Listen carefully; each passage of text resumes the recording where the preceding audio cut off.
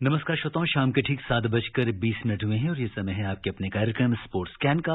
आज के sports scan के इस एडिशन के साथ मैं हूं आपका होस्ट और दोस्त सिद्धार्थ सिंह और तमाम खेल खबरों पर विस्तार से चर्चा करने के लिए हमारे साथ मौजूद हैं वरिष्ठ खेल पत्रकार मोना पार्थसारथी। मोना, स्पोर्ट्स स्कैन कार्यक्रम में आपका स्वागत है। धन्यवाद। सभी श्रोताओं को नमस्कार। नजर अब तक की स्पोर्ट्स हेडलाइंस पर। विश्व बैडमिंटन चैंपियनशिप में किदाम्बी श्रीकांत, लक्ष्य सेन और एचएस प्रणय दूसरे दौर में पहुंचे। हरारे में तीसरे और अंतिम एक दिवसीय क्रिकेट मैच में भारत ने जिम्बाब्वे को 290 रन का लक्ष्य दिया।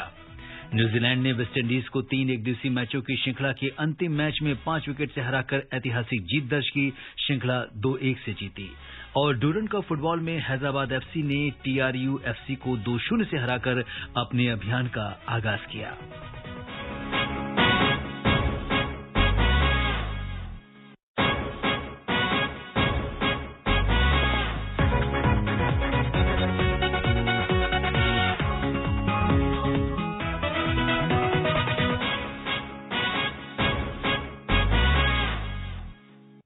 खेल खबरों की शुरुआत करते हैं वर्ल्ड बैडमिंटन चैंपियनशिप से। टोक्यो में विश्व बैडमिंटन चैंपियनशिप में लक्ष्य सेन और एचएस प्रणय और किदाम्बी श्रीकांत ने दूसरे दौर में प्रवेश कर लिया है। सिंगल्स में लक्ष्य सेन ने डेनमार्क के हैस क्रिस्टियान विटिंघम को 21-12, 21-11 और प्रणय ने ऑस्ट्रेलिया के लंका रेसर को 21-16, 21-14 से हराया। अगले दौर में नवीं वरीयता प्राप्त लक्ष्य का सामना स्पेन के लुइस एनरिक पेन्यालवर के साथ, जबकि प्रणय का सामना दूसरी वरीयता प्राप्त जापान के केंटो मोमोता से होगा। अगर हम सिंगल्स की बात करें, पुरुष सिंगल्स की, तो लक्ष्य सेन, किदाम्बी श्रीकांत और एचएस प्रणय तीनों ने ही उम्मीद पर खरे उतरे, लेकिन बी साई प्रणीत का आज का दिन जो है अच्छा नहीं रहा और वो मालविका बसोन से मैच हार गए। जी बिल्कुल। ओलंपिक के बाद सभी की नजरें जो थी वो इसी वर्ल्ड चैंपियनशिप पर है, क्योंकि जिस तरीके का प्रदर्शन रहा है अभी राष्ट्रमंडल खेलों में भारतीय बैडमिंटन खिलाड़ियों का, यहाँ उम्मीद की जा रही थी कि विश्व चैंपियनशिप में भी वो उसी लय को बरकरार रखेंगे। और लक्ष्य सेन पूर्व में कांस्य पदक विजेता रह चुके। काफी कठिन पहले दौर में उन्हें मुकाबला मिला था, लेकिन जिस आसानी से उन्होंने इसे जीता है वो दर्शाता है कि उनका इस समय किस लय में वो चल रहे हैं और उनका आत्मविश्वास कितना जबरदस्त है। और बी साई प्रणीत के लिए बिल्कुल वो दूसरे हाफ में थे ड्रॉ के और उनके लिए ये निराशाजनक रहा। लेकिन यहाँ भारत के लिए एक और बुरी बात यह है कि लक्ष्य सेन, किदाम्बी श्रीकांत और एचएस प्रणय तीनों एक ही ड्रॉ में हैं और एक दूसरे से प्री क्वार्टर फाइनल में हो सकता है लक्ष्य सेन का सामना प्रणय से हो जाए, तो यहाँ पर ये थोड़ी दिक्कत है कि दोनों में से एक ही आगे बढ़ पाएगा। और महिला वर्ग में मालविका बसोड़ पहले दौर में हारकर बाहर हो गई हैं, तो ये उनके लिए निराशाजनक है, क्योंकि पीवी सिंधु पहले ही ये टूर्नामेंट नहीं खेल रही हैं चोट की वजह से। तो यहाँ पर थोड़ा सा भारत के लिए निराशा। और अगले दौर में प्रणय को केंटो मोमोता से पार पाना होगा, जो दूसरी रैंकिंग के खिलाड़ी हैं, तो ये मुकाबला उनके लिए काफी कठिन होगा। बिल्कुल। और जैसा कि साई प्रणीत जो है वो वर्ल्ड नंबर 4 चाओ टीन चेन जो है उनके साथ काफी उनका जो मुकाबला था वो बहुत अच्छा प्रदर्शन नहीं कर सके और टूर्नामेंट से बाहर हो गए। और अगर हम श्रीकांत की बात करें तो नेहत के साथ जो उन्होंने खेल दिखाया, इस पर आप क्या कहेंगे? जी बिल्कुल। श्रीकांत को पहले दौर में कमोबेश आसान मुकाबला मिला था। जो पहले दौर के ड्रॉ खुले थे तभी जब ये क्लियर हो गया था कि सबसे कठिन जो प्रतिद्वंदी है वो लक्ष्य सेन को मिला है। श्रीकांत की जीत की उम्मीद की ही जा रही थी और उन्होंने अपेक्षा के अनुरूप प्रदर्शन करते हुए अगले दौर में जगह बना ली। और पुरुष डबल्स की बात करें तो पुरुष डबल्स में एमआर अर्जुन और ध्रुव कपिला की जोड़ी, जबकि महिला डबल्स में अश्विनी पोनप्पा और एन सिक्की रेड्डी की जोड़ी भी दूसरे दौर में पहुंच चुकी है। अश्विनी और एन सिक्की की जोड़ी ने मालदीव की फातिमत नबाहा अब्दुल रज़ाक और अमीनात नबीहा अब्दुल रज़ाक की जोड़ी को सीधे गेमों में 21-7, 21-9 से हराया। तो यहां से भी पुरुष डबल्स और महिला डबल्स से भी जो है अच्छी खबर है। बिल्कुल। लेकिन ये पहले दौर के मुकाबले हैं और पहले दौर में चुनौती इनके लिए भी काफी आसान थी। अश्विनी और एन सिक्की खासतौर पे काफी समय से साथ खेल रही हैं और काफी अनुभव है उन दोनों के पास। यहाँ इनके लिए चुनौती ये होगी कि पहले दूसरे तीसरे दौर की बाधा तो ये पार कर लेती हैं, लेकिन पदक की दौड़ तक पहुंच नहीं पाती है। तो यहाँ उस लय को बरकरार रखते हुए आगे भी अच्छा प्रदर्शन जारी रखना होगा।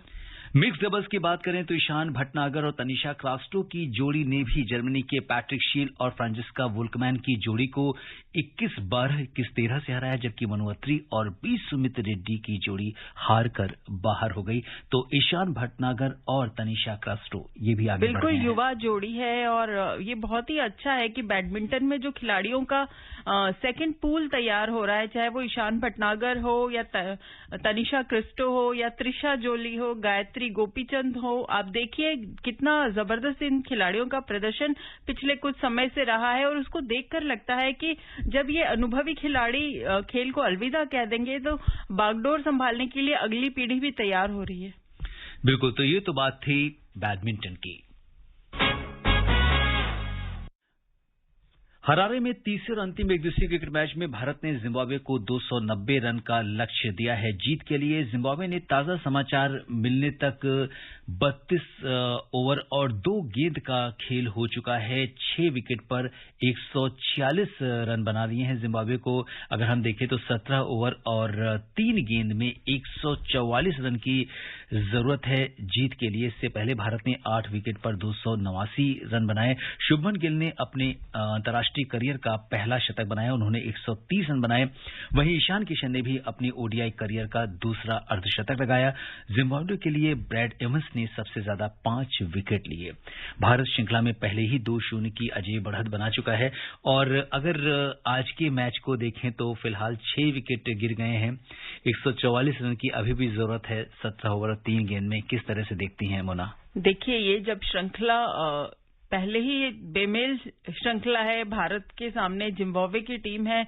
2 साल से या उससे पहले से जिम्बाब्वे की जो परिस्थिति है और जो जिम्बाब्वे क्रिकेट की हालत है, तो इससे ज्यादा की उम्मीद की नहीं जा रही थी। फिर भी टुकड़ों में खासतौर पे गेंदबाजों ने जिम्बाब्वे के प्रभावित किया है, अच्छा प्रदर्शन किया है। भारत के कल दूसरा जब मैच हो रहा था तो काफी विकेट भी उन्होंने मध्य क्रम के ले लिए थे, तो ये उनके लिए अच्छा संकेत है। और भारतीय खिलाड़ियों की अगर हम बात करें तो अगले हफ्ते एशिया कप शुरू हो रहा है, उसकी तैयारी के लिए आज केएल राहुल ने टॉस जीता और बल्लेबाजी का फैसला किया ताकि उन्हें बल्लेबाजी अभ्यास मिल सके, जिसकी उन्हें बहुत जरूरत है। वापसी कर रहे हैं वो टीम में, तो 30 रन बनाए उन्होंने आज। हालांकि बड़ी अच्छी शुरुआत को बड़ी पारी में वो नहीं बदल पाए, लेकिन शुभमन गिल ने आज शतक जमाया और भारतीय पारी का आकर्षण भी वही रहे। बहुत ही जबरदस्त प्रदर्शन रहा। एक बार दुर्भाग्यपूर्ण ढंग से 90 से ज्यादा शायद 98 रन उन्होंने बना लिए थे और मैच में बारिश हो गई थी, तो वो शतक से चूके थे और आज उनका ये पहला अंतर्राष्ट्रीय शतक है। उनके लिए ये मैच और ये दिन खास है। ईशान किशन ने भी अच्छी पारी खेली और इस दौरे को जिम्बाब्वे क्रिकेट के लिए जो एक वो होता है ना एल्डर ब्रदर जेस्चर माना जा रहा था बीसीसीआई का, तो उसकी इस 3 मैचों की श्रृंखला से जिम्बाब्वे की क्रिकेट की माली हालत सुधारने की दिशा में बहुत अच्छा ये सराहनीय प्रयास है। और वहां मैं देख रही थी कि दर्शक दीर्घा में काफी भारतीय मौजूद थे, तो वहां के भारतीयों को भी अपने जो सितारे हैं भारतीय क्रिकेट के, उनको लाइव देखने का मौका मिला। तो क्रिकेट के रिवाइवल के लिए भी ये जिम्बाब्वे में अच्छा संकेत है। बिल्कुल, अगर हम बात करें तो पहले ओडीआई में भारत को 10 विकेट से जीत मिली थी, 115 गेंद बाकी थे। दूसरे ओडीआई की हम बात करें तो भारत ने 5 विकेट से मैच जीता था, 146 गेंद बाकी थी और आज भी भारत मजबूत स्थिति में पहुंचा हुआ है। बिल्कुल, मैंने तो पहले ही कहा कि जब ये श्रृंखला का कार्यक्रम घोषित हुआ तभी ये कयास लगाया जा रहा था कि भारत क्लीन स्वीप कर ही लौटेगा और अपेक्षा के अनुरूप भारतीय टीम ने प्रदर्शन भी किया है। बिल्कुल, और टीम इंडिया ने जिम्बाब्वे के खिलाफ 65 मुकाबले खेले हैं और उन्हें 53 मैच में जीत मिली है। अगर आज केएल राहुल की कप्तानी वाली टीम जिम्बाब्वे को हरा देती है तो भारत पाकिस्तान द्वारा जिम्बाब्वे के खिलाफ सबसे ज्यादा ओडीआई मैच जीतने के रिकॉर्ड की बराबरी कर लेगा। न्यूजीलैंड ने वेस्टइंडीज को 5 विकेट से हराकर ऐतिहासिक जीत दर्ज की। न्यूजीलैंड ने पहली बार वेस्टइंडीज में 3 एकदिवसीय मैचों की सीरीज 2-1 से जीती है। इससे पहले उसे कैरिबियाई सरजमी पर पराजय का सामना करना पड़ा है। मेजबान टीम ने 8 विकेट पर 301 रन बनाए। जवाब में न्यूजीलैंड ने 47 ओवर और 1 गेंद में 5 विकेट पर 307 रन बनाते हुए वेस्टइंडीज में पहली बार द्विपक्षीय श्रृंखला अपने नाम की। तो वेस्टइंडीज ने अपने घर में न्यूजीलैंड के खिलाफ 4 ओडीआई सीरीज अपने नाम की है। दोनों देशों के बीच सबसे पहली श्रृंखला 1985 में खेली गई, जिसे कैरिबियाई टीम ने 5-0 से जीता था। तो अब जबकि न्यूजीलैंड ने वेस्टइंडीज को 5 विकेट से हराया, ऐतिहासिक जीत दर्ज की है, क्या कहेंगी मोना? बिल्कुल।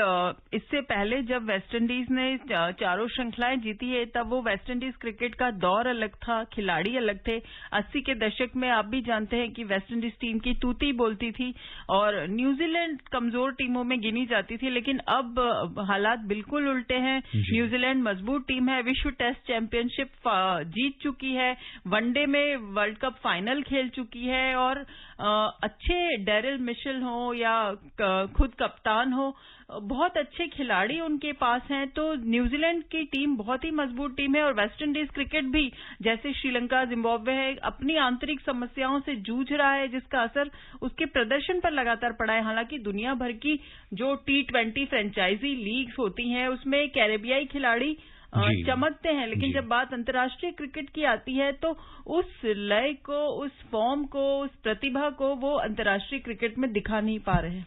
बिल्कुल, तो देखना दिलचस्प होगा कि आगे किस तरीके से जो कैरेबियाई टीम है वो जो है प्रदर्शन करती है।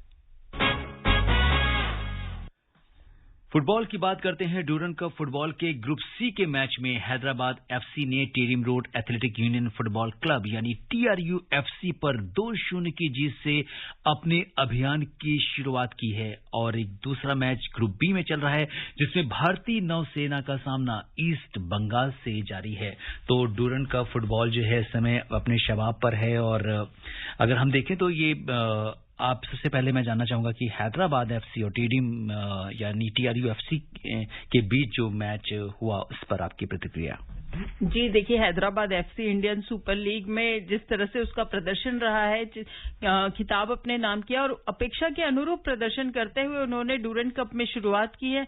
दूसरी तरफ TRU ने ये उसकी लगातार दूसरी हार है, पिछले मैच में भी उसे पराजय का सामना करना पड़ा था, तो उसके लिए आज का दिन बहुत निराशाजनक रहा। बिल्कुल, तो TRU ने अपने दोनों मैच हारे हैं और फिलहाल हैदराबाद ने शुरुआत जो है 3 अंक के साथ कर ली है और आज का मैच जीत लिया है। बात करेंगे ग्रुप बी में भारतीय नौसेना का सामना ईस्ट बंगाल से चल रहा है और इंडियन नेवी का आज अभी तक 2 मैच जो है उसने खेले हैं, एक में जीत और एक में हार का सामना करना पड़ा है और आज उसका सामना जो है ईस्ट बंगाल से हो रहा है। ईस्ट बंगाल ने एक ही मैच खेला है और फिलहाल जो है क्या कुछ लग रहा है, क्या होने वाला है इस मैच में? देखिए, ईस्ट बंगाल तो दिग्गज टीम है घरेलू फुटबॉल की और हमेशा जब भी इस बार जैसे कि आप जानते हैं ड्यूरंड कप के मुकाबले 3 अलग अलग जगहों पर खेले जा रहे हैं और सभी को उम्मीद है कि जो पारंपरिक रूप से मजबूत टीमें हैं उनके अपने जो लॉयल फैन फॉलोइंग होती है, दर्शक होते हैं, वो उनके प्रदर्शन पर लगातार नजर रखते हैं। तो ईस्ट बंगाल की टीम उतरी है, निश्चित तौर पर उसके प्रशंसकों को उम्मीद होगी कि वो जीत के साथ ही इस मैच को का अंजाम करे। बिल्कुल, तो भारतीय नौसेना है उसका ये दूसरा मैच है। ईस्ट बंगाल का अभी पहला मैच ही है और अब ये देखना है कि क्या कुछ रहता है इस मैच में, क्योंकि इंडियन नेवी का जो मैच था पहले मैच में उसे हार का सामना करना पड़ा था। बात करते हैं वेट लिफ्टिंग की। ओलंपिक रजत पदक विजेता मीराबाई चानू और 7 अन्य शीर्ष भारतीय वेट लिफ्टर्स 6 से 16 अक्टूबर तक बहरीन के मनामा में होने वाली एशियाई चैंपियनशिप में हिस्सा नहीं लेंगे। ये सभी वेट लिफ्टर्स मंगलवार को अमेरिका रवाना होंगे, यानी कल, जहां से वे सेंट लुई में 3.5 हफ्ते के स्ट्रेंथ एवं अनुकूलन ट्रेनिंग शिविर में हिस्सा लेंगे। मीराबाई चानू, जेरेमी लाल निरुंगा और अंचिता शेवली ने भारत के लिए कॉमनवेल्थ गेम्स 2022 में स्वर्ण पदक जीते थे। मीराबाई चानू के साथ 2022 राष्ट्रमंडल खेलों के पदक विजेता जेरेमी लाल निरुंगा, अंचिता शेवली, संकेत सरगर, विद्यारानी देवी, गुरदीप सिंह और 2018 राष्ट्रमंडल खेल चैंपियन RV राहुल तथा एशियाई चैंपियनशिप की स्वर्ण पदक विजेता जेरी डाल बेहरा सेंट लुई जाएंगे। Weight lifting coach Vijay Sharma ने बताया कि खिलाड़ी 23-24 दिन अमेरिका में रहेंगे। ये ऑफ सत्र है, इसलिए वे वहां स्ट्रेंथ कार्यक्रम में हिस्सा लेंगे। राष्ट्रमंडल खेलों के दौरान कोहनी में चोट के कारण ऑपरेशन कराने वाले सरगल रिहेबिलिटेशन में हिस्सा लेंगे। हालांकि मोना, एशियाई चैंपियनशिप में ये टीम हिस्सा नहीं ले रही है, लेकिन फिर भी आगे के लिए ये लोग तैयार हो रहे हैं। देखिए, ये जो खिलाड़ियों का पूल है वेट लिफ्टिंग में, इनकी नजरें अब एशियन लेवल पे प्रदर्शन पर नहीं, पेरिस ओलंपिक पर है और उसी की तैयारी के लिए जो इन्हें भेजा गया ऑफ सीजन में अमेरिका स्ट्रेंथ ट्रेनिंग के लिए, क्योंकि ओलंपिक पदक विजेता और राष्ट्रमंडल खेलों में बहुत अच्छा प्रदर्शन रहा संकेत सरगर का नाम पूरा हिंदुस्तान जान गया, क्योंकि खाता उन्होंने खोला था भारत के पदकों का पहले ही दिन रजत पदक जीतकर। तो ये जेरेमी हो, ये सब खेलो इंडिया के प्रोडक्ट्स हैं और इनको हजार युवाओं में से तलाशा गया है और अब इनको तराशा जा रहा है।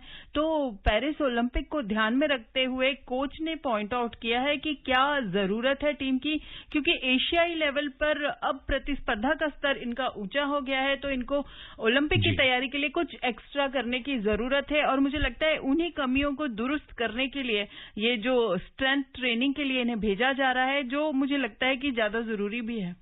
बिल्कुल। तो इस समय जैसा कि सरकार का भी प्रोत्साहन है और खिलाड़ियों को वो सारी सुविधाएं दी जा रही हैं ताकि वो बेहतर परफॉर्म कर सकें। और ये जो स्ट्रिंग ट्रेनिंग है, अगर हम देखें तो वेट लिफ्टिंग में अक्सर खिलाड़ियों को चोटिल होने का खतरा रहता है, तो क्योंकि इसमें से ज्यादातर खिलाड़ी ऐसे हैं जिनको स्ट्रेंथ ट्रेनिंग की जरूरत है। और कुछ और जैसा कि रिपोर्ट में भी था कि जो संकेत सरगर की बात करें तो वो भी रिहेबिलिटेशन शिविर में हिस्सा ले रहे हैं। संकेत को तो मैंने उनका लिफ्ट देखा था जब वो प्रतियोगिता में थे और उठाते समय लास्ट अटेम्प्ट में उनको चोट लगी थी और उसके बाद तुरंत खेल मंत्रालय ने उनके ऑपरेशन का बंदोबस्त किया था, उनकी सर्जरी हुई, वो रिहेबिलिटेशन में है, लेकिन काफी युवा है और आने वाले समय में भारत की बहुत बड़ी पदक उम्मीद भी है, तो उसके लिए उनका रिहेबिलिटेशन जारी रखना जरूरी है। और आपने बिल्कुल ठीक कहा, जैसे कि मैंने भी बताया आपको कि खेलो इंडिया से निकले हैं, जेरेमी हो चाहे संकेत हो, तो एक वहां से उन्हें मंच मिला और अब टॉप्स के तहत उनकी सारी तैयारियां और प्रशिक्षण का जो दारोमदार है वो सरकार पर है और उसी के लिए ये विदेश अमेरिका जा रहे हैं ट्रेनिंग के लिए। तो ये एक बहुत अच्छा साइंटिफिक ट्रेनिंग आज के दौर की मांग है और उसमें भारत कोई कोर कसर बाकी नहीं रख रहा। दक्षिण कोरिया के आइलैंड में आयोजित अंतर्राष्ट्रीय सीरीज गोल्फ में भारत के गगनजीत भुल्लर संयुक्त रूप से 5वें स्थान पर है। गगनजीत ने शानदार प्रदर्शन करते हुए अंतिम दौर में 5 बर्डी और 1 बोगी के साथ 4 अंडर 67 का स्कोर बनाया। टूर्नामेंट की शुरुआत 1 ओवर 72 के स्कोर से करने वाले भुल्लर ने अगले 3 दौर में 65, 69 और 67 का स्कोर बनाया। उनका कुल स्कोर 11 अंडर रहा। अन्य भारतीय गोल्फर के लिए नतीजे उतने अच्छे नहीं रहे। अंतिम दौर में 68 के अच्छे स्कोर के बावजूद वीर अहलावत संयुक्त रूप से 29वें, एसएसपी चौरसिया संयुक्त रूप से 51वें, जबकि राशिद खान 62वें और शिव कपूर 68वें स्थान पर रहे। स्थानीय दावेदार ताइहून ओक ने हमवतन बायो किम को एक शॉट से हराकर खिताब जीता। ताइहून का कुल स्कोर 15 अंडर रहा। तो अगर हम देखें तो गोल्फ की बात करें, गगनजीत जो है वो 5वें स्थान पर है।